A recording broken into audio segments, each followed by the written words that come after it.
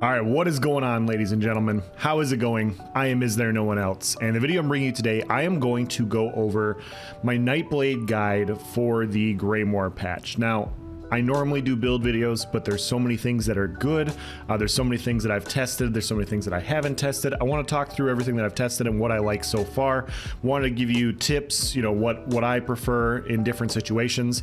And then hopefully that can help you guys figure out, what you might want to run on your Nightblade. So I'm going to go through a few builds that I've tried that I really enjoy. I think they're good for different reasons. It's kind of player preference as to what you like more.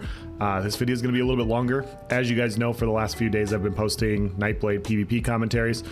You guys can go and look at those already. So this video will have no gameplay. We'll just talk through the different builds that I've been running. If you want to go back and check it, it's the previous videos before this. So with that being said, guys, let's dive into it. This first build, it's pretty common. It's been ran for a while. I want to go through it because it includes mythic items. This is a slight alteration to include mythic items, and I'll go through the different options you can have for it. But I'm running Clever Alchemist, Balorg, 5 medium, 1 heavy, 1 light, front bar New Moon Acolyte, and then infuse New Moon Jewelry with Ring of the Wild Hunt. Now, I have tried Tonal Constancy. As you guys can see, I have it right there. I've also tried the boots. I've tried the Snow Treaders. Snow Treaders I don't think are needed on a stand blade because of Shadow Image. Shadow Image is fantastic. So although the boots are very nice, I think the Wild Hunt ring's better. And I did some open world PvP. I compared Wild Hunt versus Tonal. I do think Tonal is nice, guys. I do think Tonal is a very nice piece. For me, I like the Wild Hunt ring more. It allows me to engage in a fight faster. It allows me to bounce in and out of combat a little bit faster. So if you're running a build like this that's kind of squishy, having that movement speed really is valuable. I can't tell you how many times I've gone into a fight, we're going into a keep defense, and way off in the distance there's a stand blade just sniping, and I can dodge roll and I can cloak, and look how much distance I can cover. Oh, and I hit the but let's see how much distance we can cover with a dodge roll right here. So I dodge roll, I cloak, I can charge up a heavy, and look how far I get. I get about right here without sprinting from the tree with a dodge roll and a cloak. So I'm not in combat yet, so that allows me to just close the gap really, really quickly and to just finish an opponent off that's doing a ton of damage, as we know snipers are very, very powerful right now. So this build is nice. It hits really hard. Obviously, everybody knows about Clever Alchemist and New Moon. I'm not changing the wheel here. I just want to bring it up that this is a very viable option. Now I'm running, ideally I'd want to run prismatics on all the pieces, but keep in mind I am an Imperial. I also am wearing Clever Alchemist, and I'm going to have a very high health pool, which kind of offsets the tankiness, or offsets the amount of damage that. Sorry. Let me reword that. Wow. I'm going to have a high health pool with this build, and the reason I opted for the higher health pool and I really didn't change a whole lot is because we're running 3 damage sets and everybody's hitting so much harder this patch. It gives me leeway to defend myself. If I was running 20 to 25k health like I normally do on a Nightblade, people are hitting harder, I'd get deleted faster. But 30k health, I still have a ton of damage that I can delete health bars, but it just gives me that little extra wiggle room when the game doesn't work to hit a Shadow Image, to cloak, to bounce around. So that's why I went with the higher health bar. A lot of people are talking about how, you can't heal through different things this patch. Healing's not what it used to be, and there's different ways to survive, guys. You don't have to just survive via healing. You can survive via damage mitigation. You can survive via dodge roll against single target abilities. You can survive via cloak, Shadow Image, bouncing around, avoiding incoming damage, and you can survive by having a higher health pool that allows you to recover a little bit more quickly. There's multiple ways to survive. It's not just healing. You don't just need healing to live. So I want to clear that up, because I've seen it a lot. Oh yeah, you can't survive. You can't 1vx on a stand blade. You can't 1vx on any stamina class right now because healing's too low. We'll find other ways to survive that. There's multiple ways to survive. Xing is not dead. Trust me.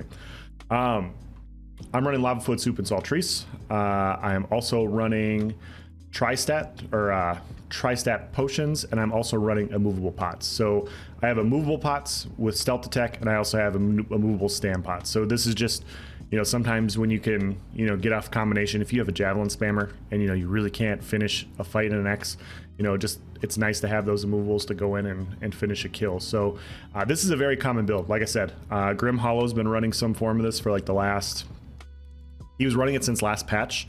I know Sniker is also running a very similar build to this. He's running Tonal Constancy. I'm not creating a build here, guys. This, I just, you know, I wanted to show you this is very good. So if we buff up, we'll go through our skills really quickly. We got Leeching Strikes, we have Shadow Image, Shadowy Disguise, Reaper's Mark. Reaper's Mark gives more damage input, especially since I'm running Clever on the back bar. I'm back barring Clever, I'm front barring New Moon. We're not running a Master's Bow, so Reaper's Mark is going to give us more damage. It provides more for our burst. When a marked enemy dies, you heal for 14,684 and you gain Major Berserk. Major Berserk isn't going to happen a whole lot when you're solo. When you're in a duo, you can really rattle off kills with this thing. It is a ton of burst. Resolving Vigor, Temporal Guard, you know, minor protection on the back bar. Front bar, in cap, surprise attack, relentless focus, rally, Camo Hunter, and Executioner. Now, it's a pretty standard bar layout. You know, it's nothing, like I said, I'm not changing the wheel here. You could put Shuffle on if you're getting hit with a lot of AoE abilities. I don't think Shuffle is as valuable as Shadow Image. You know, I mean, mitigating damage and just getting away from it, you know, getting away from it will always be more valuable. But if you're not good with Shadow Image, if you don't think Shadow Image works, you know, it doesn't work well for you. I mean, there's been times I was trying to run it and there's a bug currently going around where like I cast it and it automatically teleports me back when I cast it once. So ignore the elude. I was testing the boots, but I would put Shuffle here. So if you want to mitigate the damage and you don't like Shadow Image for whatever reason, you can use siphoning attacks and you can use Shuffle, and that'll allow you kind of fly around and, you know, do Nightblade things that way. That's also a decent option. I think Shadow Image is better, but, you know, depends on the fights, depends on how good you are with Shadow Image. You know, for some Nightblades, Shadow Image is not better because they're not good at keeping the shade down. They're not good at bouncing around and kiting. So do what works best for you. You know, that's all that matters. So very typical skill layout. I've been asked this a lot as well. CP tree, 1 in a Siphoner, 61 in a Warlord, 76 Mooncalf, 2 into Arcanist, 64 into Tenacity, 66 into Tumbling. I have none into Blessed right now. Don't really think there's a need to. If you're good with Shadow Image and kiting around, you can heal up pretty well. 81 Master at Arms, 64 Mighty, 64 Piercing, 61 Precise Strikes, just stacking as much damage as possible. 73 Ironclad, 28 Resistant, 64 Hardy, 49 Ally Defender, 7 into Thick Skin, 49 into Quick Recovery. Now, this was with another build that I'm trying it out. I'll explain that in a minute.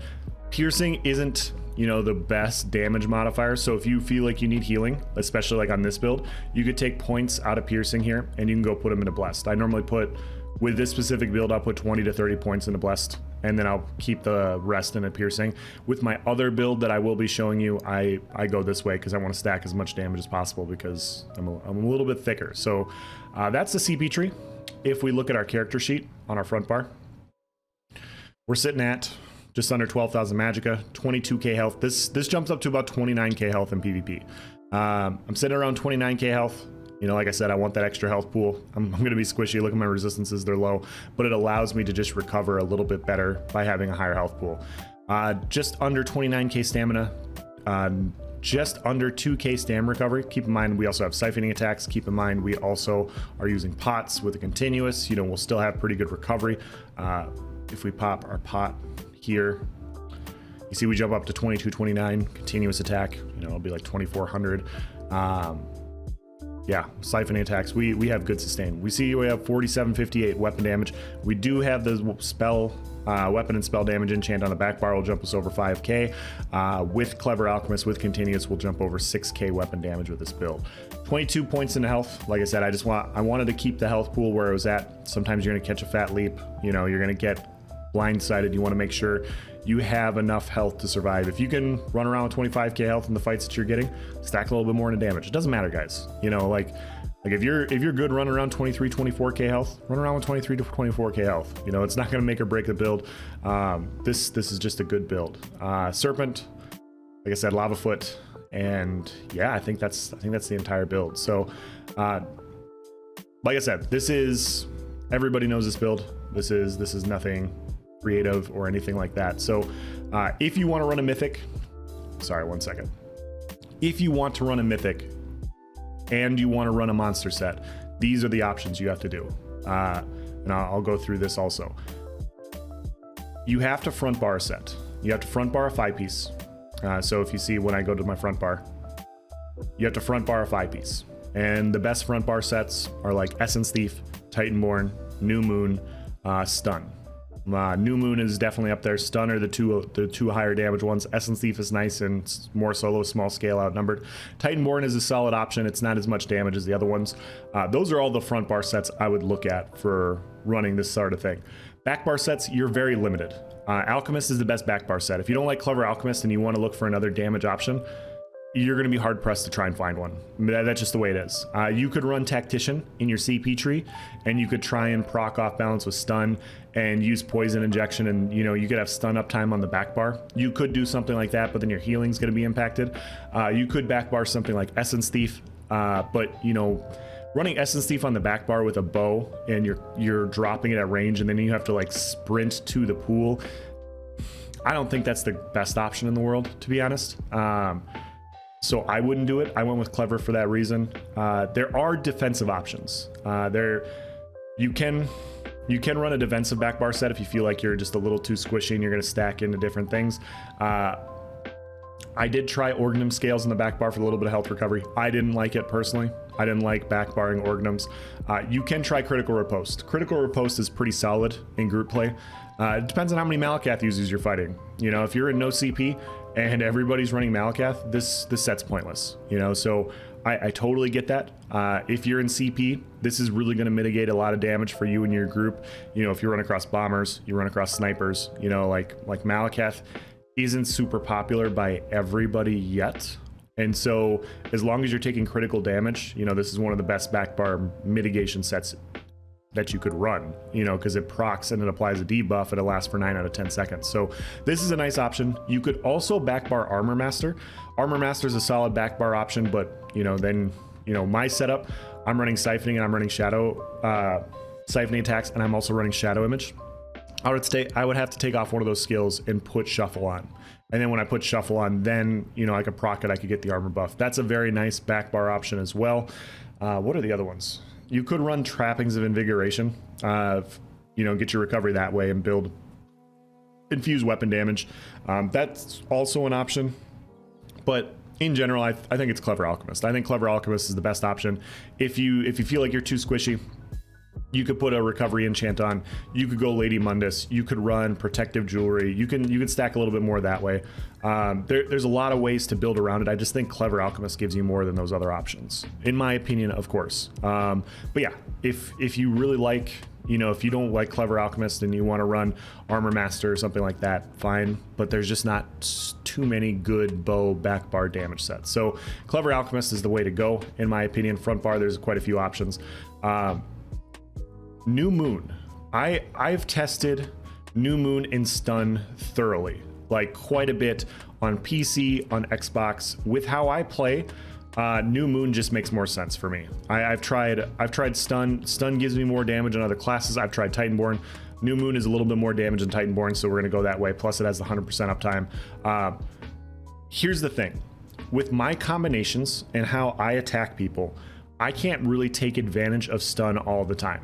Sometimes when you're fighting in an X situation, you want to just cloak up and you want to hit this guy with a heavy attack in cap and then a spec bow, and you just want to nuke their health bar right away. Like that's how I do a lot of my opens. I just heavy attack in cap spec bow, and I just try to nuke somebody as fast as possible.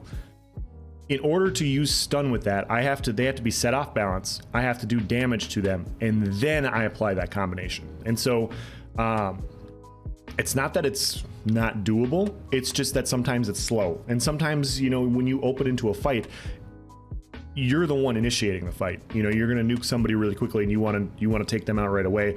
New Moon gives you that potential. And the other problem that I found with stun on a Stanblade is, here's how it's listed. This is a great set, okay? So if you like it and you can make it work, it's awesome. but 129 weapon damage, physical pen, spell pen, 129 weapon damage once again. When you deal damage to an enemy who is off balance, your physical and spell penetration is increased by 5312 for 10 seconds. So if I set somebody off balance, I don't have the stun proc. I have to deal damage afterwards to get the stun proc. And so because I'm running Mark, because I don't have a damage over time effect on this, you know, I found Mark to be, it gives you more damage than poison injection does. And so I tried running Master's Bow in a different setup with stun, and I felt like Mark with this type of setup was just giving me more. Like on all my combinations, I just felt like I was hitting a little bit harder.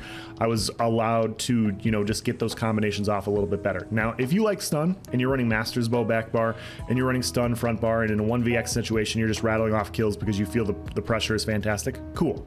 Like that's awesome. Good for you. It is a great set.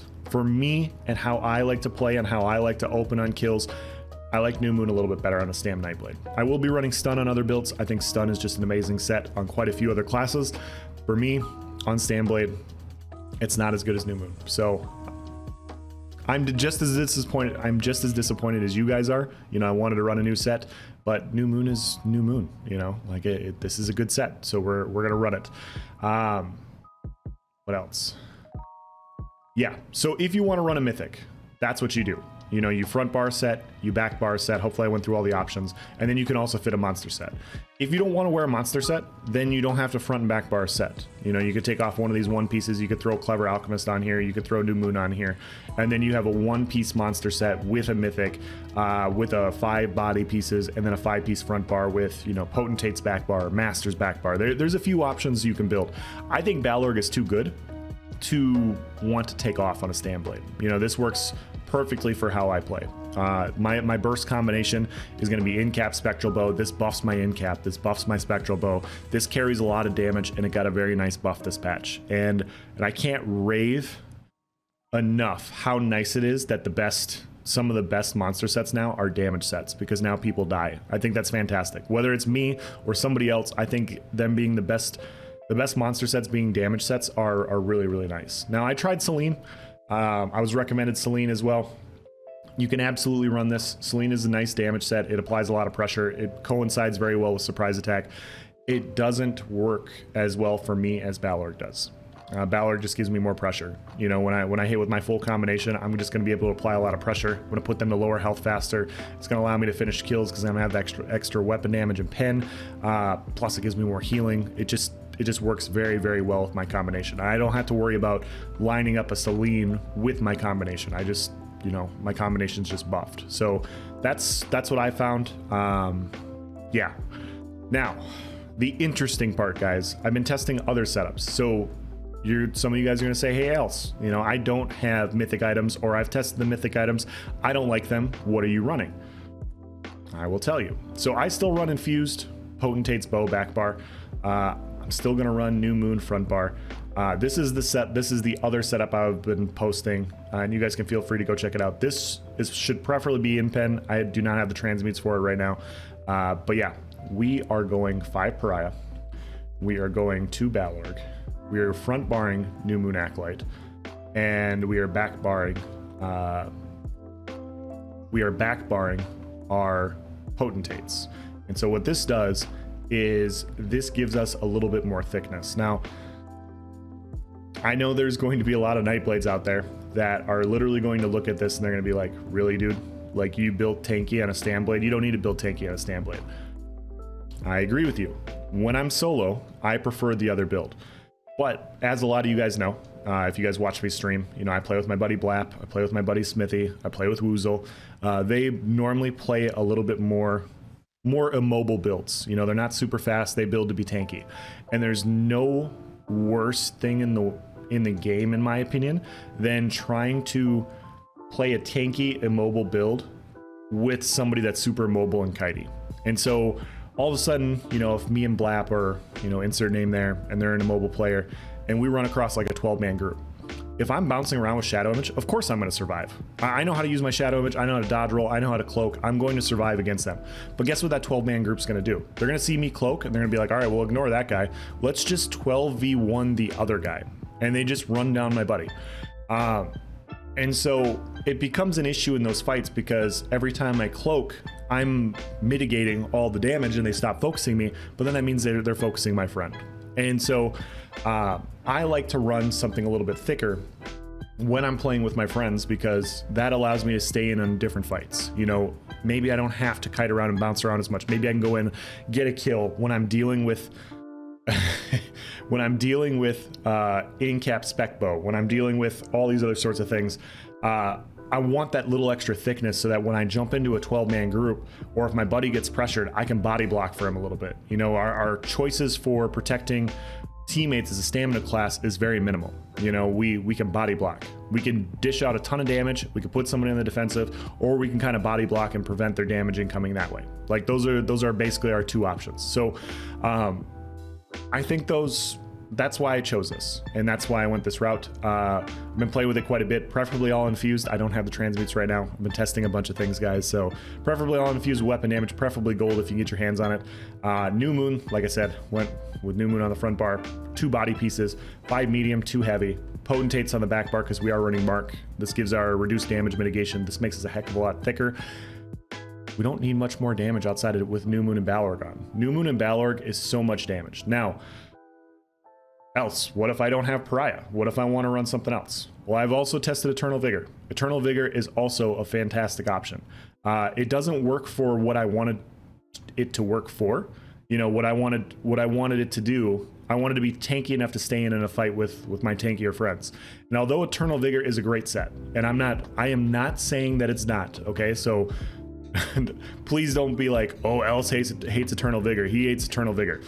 I don't. Like, look at this recovery that you get. It's amazing for sustain. You can take off Serpent, you can put on Warrior. You're going to have really good damage with this. But this isn't giving me the survival that I want for the fights in the way that I want that Pariah does. So if you like Eternal Vigor, it is a fantastic option. You know, you're going to over sustain those extra shadow images, those extra cloaks, allows you to run immovable pots. It allows you to finish kills. This is a fantastic option if you do not have mythic items. You know, you go 5 medium, 2 heavy, 3 jewelry of Eternal Vigor, preferably infused with weapon damage. You front bar New Moon, you back bar Potentates or Master's Bow. Up to you. You know, whether you want to run Venom Arrow for the interrupt and the extra weapon damage, or you want to run Mark with the extra damage mitigation. They both have viable choices. And I've talked about this quite a bit, and I'm gonna bring it up in this video, but it's brought up on my Discord, and people have gone, you know, why would you run Venom Arrow or Poison Inject when Mark does more damage? And for those of you guys that have been watching me for a while, you know that I've been running Mark for like the last 8 or 9 months. You know, I've been running it basically since last November. I've been running Mark for a very, very long time. I think for me, Mark is the better option. I think it's very good, but that does not mean that Poison Injection or Venom Arrow are bad. Actually, I think Poison Injection is bad, but Venom Arrow is not a bad option.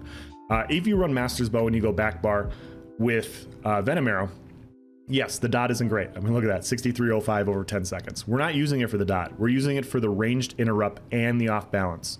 So we interrupt, we can set them off balance, and we can stun them for 3 seconds. So if somebody tries to revive in a 1vx situation, we're gonna have this pressure. This also does damage at range. So I can't tell you how many times I've tried to knock people off horses and try to engage in fights, or they're running away, and I can't finish them because I can only cast Mark on them. This will sometimes pepper people enough and force them to heal up and get them to slow down instead of just sprinting away. You can do damage. It is something, you know, it is some damage. Mark is literally nothing. And so they're both good options. So if people are going to argue, you know, like I said, I've been running Reaper's Mark for 7 or 8 months. I do personally think that it's better for how I like to play. But if you think that Reaper's Mark is the only option and you can't run Master's Bow, and anybody that runs Master's Bow is stupid, which I've heard people say this, that's ridiculous. That's absolutely ridiculous. This is a great skill. I think it's a great skill. Major Fracture is going to give you more damage than the Master's Bow. It's free to cast, which is also nice. You get a huge heal, so it allows you, when somebody dies with this on, it gives you that big burst heal, so it allows you to stay in fights a little bit longer, and you get the Major Berserk. You know, we've already talked about that. Scales off our max health as well. So the more health we have, the bigger the heal is. We're running 28, 29, 30k health. This is like I want to say when I was in Imperial City, this is like a 21k heal. You know, it's the tooltip was 21k, so it's, you know, it's somewhere around 8-9k, you know, whatever, in PvP. So it's a very, very good option. I like the utility of this more.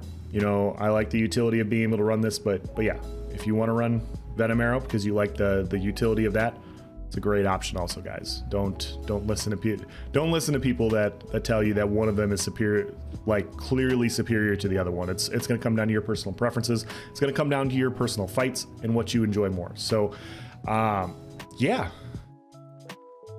okay, I told you this is going to be a long video. I'm going to take a quick breather here. I'm going to put Pariah back on, but like I said, I went Pariah because I like to be a little bit tankier in those fights. It allows me to just survive a little bit more, allows me to survive some pretty ridiculous situations. You know, sometimes, I mean, I know this is going to surprise you guys when I say this, but sometimes this game just doesn't work right. You know, I know people are going to like, some people are gonna be like, dude, what are you talking about? When I'm picking flowers in Betnik, I have freaking 120 FPS. Congratulations. In PvP, sometimes the game doesn't work right. Sometimes you can't CC break. Sometimes you can't pop a Vigor. Sometimes you can't do these things. And when that happens, it helps to build in some mitigation so you don't just automatically get nuked. If the game worked perfectly, I'd wear that first setup 9 times out of 10. Sometimes when the game doesn't work, you know, when you have resto heavies pulling you out of stealth, when you have lightning heavies pulling you out of stealth, when everybody's running a spin to win build, when you're getting jumped on and snared in place and you accidentally forget to drop a shadow image because sometimes you're just a dumb idiot like I am, you know, those things lead to deaths, you know. And so having that little extra tankiness without really sacrificing a ton of damage really comes in handy. And I've tried other sets. I think Pariah gives you the best option this patch. You know, I think you could run Impreg, but like I said, Impreg isn't going to do anything against Malacath users. Pariah will. You know, Pariah helps when you get to lower health against snipe users. Pariah works, it just works all the time. This is a fantastic set. It's definitely worth going out getting. If you don't want to run this, obviously you could craft fortified brass. You could go the crafted option and go fortified brass. That's not a bad choice. You could run Akaviri Dragon Guard here, you know, for a little extra resistances. If Pariah is too much for you, you could go Akaviri. That's not a bad option for this type of, you know, thing where you can get a little bit extra thickness. Yeah, what else? What else is there? I should stipulate that this is for CP. You know, I don't know how viable this is in no CP. You know, proc sets are just abusing the hell out of no CP right now. This build very well could get abused pretty nasty, like pretty terribly. So I don't know. I think it would work okay, but like I said, proc sets Malacath are kind of carrying in there right now. No CP's in a pretty bad spot. I normally, like, my builds carry over pretty well. You'd have to try it for yourself. I have not tried that, so just wanted to let you guys know. But yeah, that's literally all I switch out. I take out Clever Alchemist. I take out my my Mythic. I put on Pariah. So both options are very good. I'm not saying that one's better than the other. They just are different things. You know, I'm still hitting 15 to 20k bows with Pariah on. You know, I'm hitting 15 to 20k bows with this. I've hit 17.5, 19k bows without hitting an in cap, without having my markup. You know, obviously they're squishier opponents, but you still have damage. You know, if we look at our tooltips at our front bar, just buffing with Rally, we have 44, 47 weapon damage, you know, which isn't bad. You know, with continuous attack, with our Master's Bow or our infused Potentate's Bow on the back bar, we're gonna jump well over 5k. We're gonna be around 5,300 weapon damage, which, like I said, isn't a bad option. When our Nightblade passives kick in, we're gonna be at around 50% weapon crit. Our weapon and spell resistances are 18,000 on our front bar. If we hit a shadow ability, we jump up to 23.5. Keep in mind, the lower our health gets, the more our resistances shoot up with Pariah. I've talked about this quite a bit. We're still at 3k critical resistance, which is nice. You could run well fitted. I think well fitted is a very fine trait. I think running 2 to 3 well fitted makes a lot of sense on a bow and 2H Standblade build. For me personally, guys, I have to accept the fact that because I post videos on YouTube and because I stream on Twitch, that I am going to attract a little bit more attention than a lot of Nightblades will, especially from gankers and snipers and bombers. You know, they want to kill the streamer, they want to kill the YouTuber, okay, and that's fine. I'm not complaining about it, but I have to build a little bit differently. I have to build a little bit more tanky. I have to accept the fact that occasionally I'm just going to have people that are going to come out and try and clap my cheeks, and that's cool. So I prefer Impen. I'm not saying that you should run 3700 impen like I am, or 3500 impen, or whatever, close to 4K impen on some of the builds that I'm running. I would say get around 3K. 3K to 3500 is great. Throw in a few well fitted. That dodge roll will save on a lot of your sustain. It'll allow you to bounce around, especially on the wild hunt build. You know, since you're already utilizing the movement speed and you're using kite ability to survive, dropping down to 3K impen and, you know, throwing on 2, 3, maybe 4 well fitted would actually be very good. You know, that'd be very good. I just, you know, I don't like getting ganked, and so I'm gonna run these extra resistances. I'm only at 3K right now because, like I said, my monster set is currently divines. This is my old PvE monster set. I don't have the transmutes. This will go to impen when I'm done. These will both go to impen, and then you'll see my, you know, resistances shoot up once again. So yeah, what else? Oh, combinations. Now that we've gone through the 2 builds, like I said, you know, it's up to you on which one you prefer. I think they're both viable options. I've had very good fights on both of them. As far as combinations go, there are a few killing blow type of tactics that I use. Now, like I just showed you one of them. If I have my spectral bow combination, you know, let's just say I line up a spectral bow, and I know somebody's squishy, or I just know that there's somebody I really want to take out, and I'm sitting on a ton of ultimate. I'm gonna cloak up. I'm gonna hit a heavy attack to charge that. I'm gonna hit an in cap, and I'm gonna hit a spectral bow, and then I'm gonna execute. And now that person's probably out of the fight. You know, that on the first build, I've nuked somebody with 35k health, you know, with just in cap and spec bow. Heavy attack, in cap, spec bow, they were dead. I didn't have to execute 35k health, they were done. So that means somebody at 40k health, all I need to do is hit an executioner. It is a ton of damage with the first initial set. This is still good damage on the other setup. So that's one combination. That's typically going to be the combination I'm going to use against tankier individuals to really just take them out of the fight. Other opponents, you know, you don't necessarily need that. So let's say we don't have our, you know, our ultimate, and we see a bowcaster. You know, we can either cloak up or don't cloak up. Our surprise attack stuns from the side. It also sets somebody off balance. So we can use that as our stun. We can put them on the ground. We can hit them with a spec bow, and then we can execute. So typically I'll use that sort of thing against the bow builder. You know, if I have that, I can do a heavy attack, surprise attack, and typically bow builds, that takes half or more of their health bar.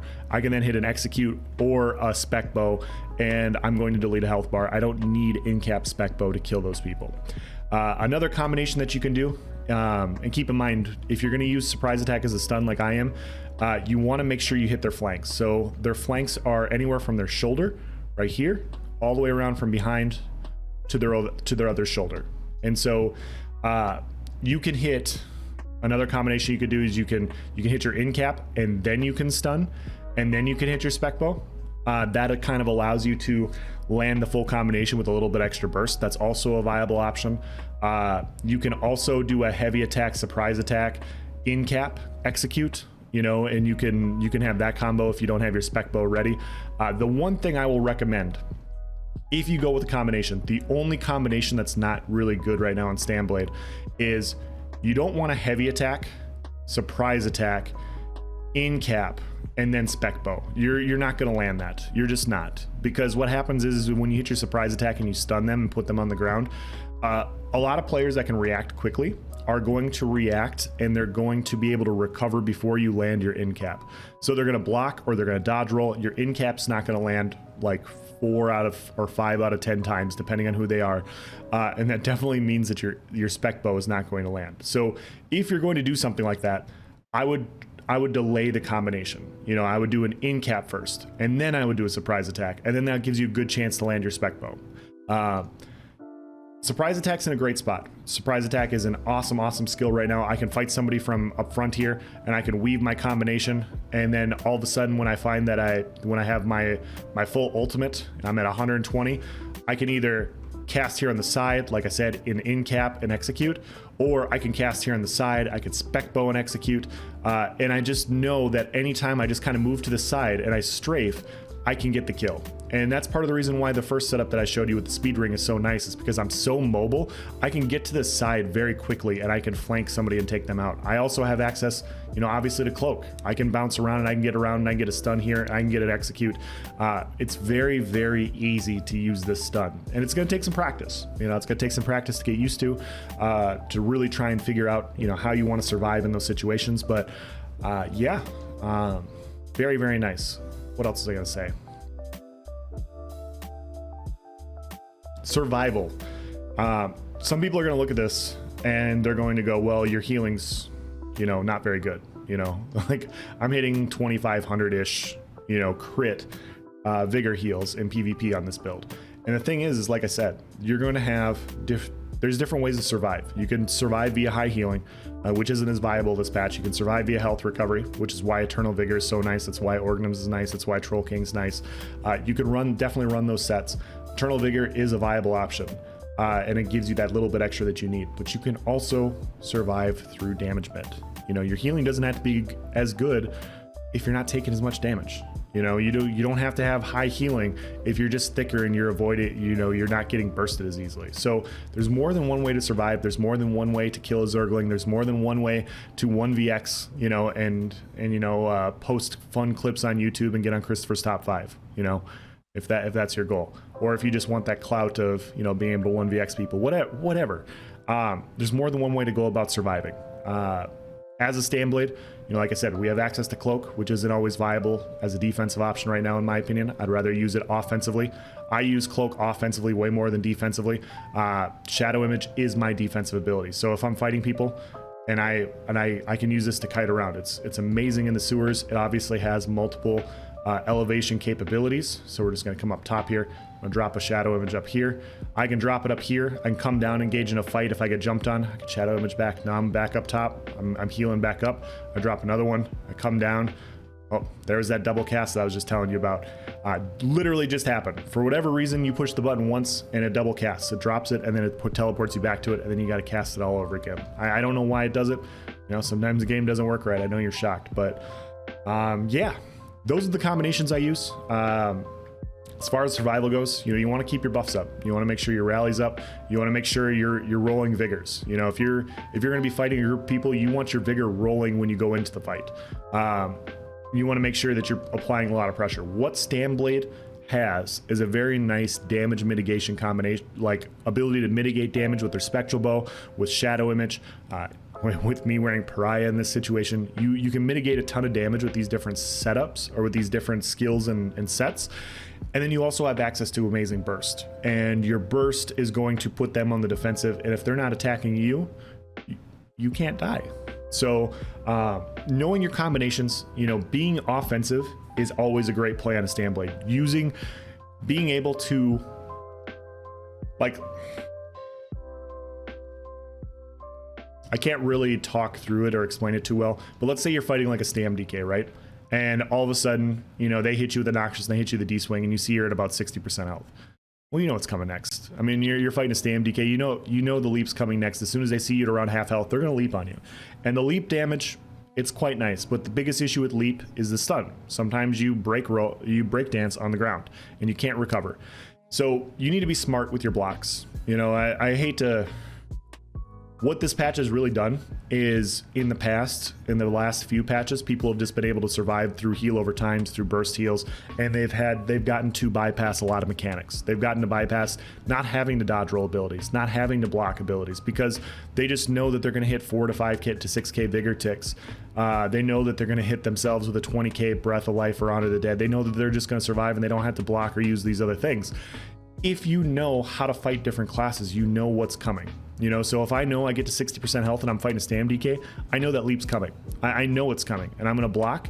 I'm gonna mitigate that damage. I'm gonna block, cancel my vigor. I'm gonna hit my rally. I'm gonna go on the offensive. So it's literally as soon as they leap on me, I block, weapon swap, vigor, weapon swap, cancel, block, cancel, rally, make sure I have all that up, and then I go on the offensive. And I immediately have my heals rolling. I'm going in the offensive now, and now I'm putting them on the defensive, trying to finish off the kill myself.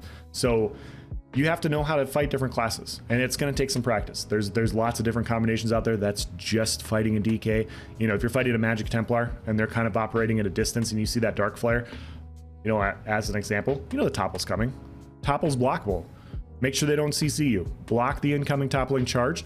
You can dodge roll behind them. Now you're at their flank. And then you do a heavy attack, surprise attack. You stun them on the ground. You hit them with your spec bow and execute. If they're squishy, they're dead. You know, like there's multiple different ways. If you're fighting a Sork, you know, and you're casting and they're casting at range, you do your whole bounce around thing. You line up your spec bow, you come in, you cloak, heavy attack, in cap, spec bow, you take them out. You have lots of combinations to be able to try and take out different opponents on this build. The biggest thing is you have to know what to defend against. And so if you're not super great on a stand blade and you're trying stuff out and you don't know, you know, how to survive, or, you know, if the game's not functioning right, adding a little extra thickness does come in handy. Adding that little extra mitigation is very nice. It allows you to just recover a little bit easier. I do think Balorg's a better, I mean, you could go a defensive 2-piece monster set, but I think Balorg is a better damage set and Pariah is a better defensive set than the other monster sets. I think that's just a better option. So I know I've rambled on a lot here, but the biggest thing is my skills more or less stay pretty static. I still run Mark. I've tried Poison Injection, like I said, and I still run New Moon, but I bounce back and forth between Clever and a mythic item, or maybe I backbar like Critical Riposte or Armor Master, something like that, or, you know, I run Pariah with New Moon, with Balorg and Mark. You know, they're both good options. You guys can check out the gameplay on my channel. I have lots of Stamina Nightblade gameplay with both these builds. You can see which one you like more. They both function the same. One just allows you to survive a little bit more. So do you guys have any questions or comments? I know I rambled on for 40 minutes now talking about these different things.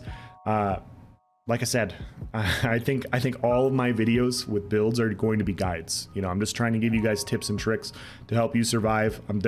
There's nothing that really feels concrete best this patch across any of the classes that I've played. For as good as Clever Alchemist and New Moon and Balorg is for just nuking health bars and finishing fights early, and, you know, if the game's working, you can bounce around well with Shadow Image. For as good as that is, sometimes the game doesn't work right, and sometimes you're playing with a buddy that's not very mobile, and then all of a sudden Pariah feels really good. You know, all of a sudden you're playing with your Mag DK buddy that's holding block and locking everybody in talons, and you're in there just brawling with them. You know, and it feels nice to not leave them hanging. So they're both good for different reasons. They both have their viable options. You know, pick what works best for you. I bounce around between the two all the time. Sometimes I'm running 3 different builds. Sometimes I'm switching on Mythic. Sometimes I'm putting on Tonal. Sometimes I'm putting on the boots. You know, if you're running across this one group that's just snare spamming you, the boots are going to become a very nice option. You know, like be aware of who you're fighting. Be aware of how you're dying. You know, if you're dying because, you know, you don't have the healing power or the mitigation to survive the amount of damage you're coming in, you're gonna have to adjust it. If you're dying because you're not doing enough damage, you know, your combinations aren't good, or your class, your build just doesn't have the damage to finish off opponents in the way that you should, you're gonna have to adjust. You know, like, you either stack more damage, you stack more mitigation, you stack more healing. There's lots of good options. So that's going to be the end of this video. Like I said, if you guys have any questions or comments, if I didn't cover it somehow, please provide it in the section below. I'll do my best to answer it. It's my buddy Blap. I'll do my best to answer it. If you guys have any other questions and you want to ask me those, you feel free to join my Discord. I do my best to answer those questions in there. We have different Discord sections for different classes where we go through different, you know, you can ask your questions in there. If I don't answer it, lots of other good players there will. If you want to ask me a question on Twitch, I stream every Monday, Wednesday, Friday on Twitch. You can come in there, ask questions. I try to answer every question possible. Lots of ways to get to me. I'll provide links in the description to those below. I will also provide the build editors for each of these builds in the description below as well, for those of you guys that, you know, want to compare and contrast the two. So that's now the end of this video. Thank you for watching, guys. Have a nice day.